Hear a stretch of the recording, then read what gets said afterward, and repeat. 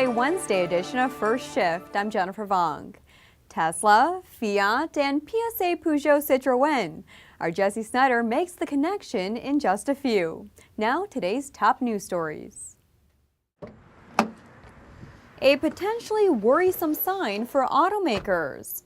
Americans continue to drive less, with more and more younger people foregoing a driver's license altogether. That's according to a new report commissioned by U.S. Public Interest Research Group and Frontier Group. The report says the total miles per capita driven has fallen every year since 2004. Later today on Auto News Now, the study's authors explain some reasons behind that decline and how they believe the nation should respond. Speaking of consumer preferences, what about cars that use technology to talk to each other and thus avoid crashes or traffic jams? Well, departing U.S. Transportation Secretary Ray LaHood says those cars will indeed save lives. But he says cost will determine whether people accept such technology. LaHood speaking Tuesday at a connected vehicle conference in Ann Arbor, Michigan.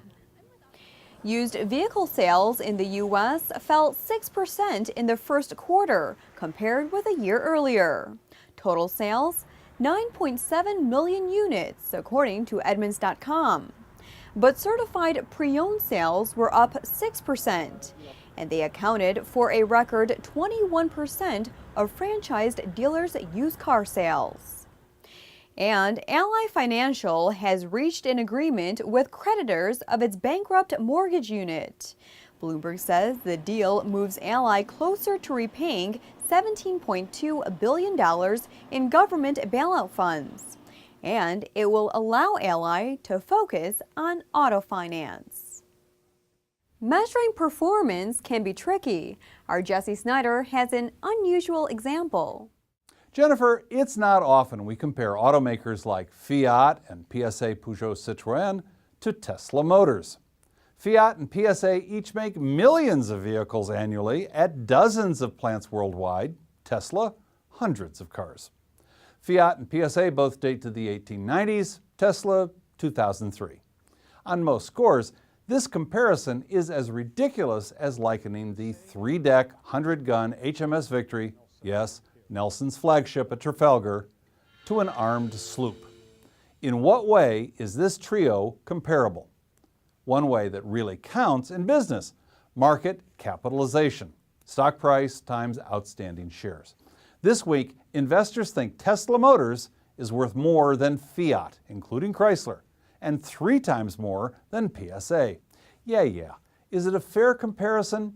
Timing is critical, just as it was in 2008 when Harley-Davidson's market cap was briefly greater than General Motors. Tesla is smokin'. It just posted its first quarterly profit, got a rave review on its new S model, and Chairman Elon Musk is charming the Wall Street hot money crowd. Fiat and PSA are ice cold. European auto sales are falling for a 5th year, so both have way too much labor and capacity in a market where that's especially hard to shed. Investors know sometimes a company can blow others away, and other times it needs expensive repairs. Bottom line, market capitalization is just one measure of performance, and this is a highly cyclical industry.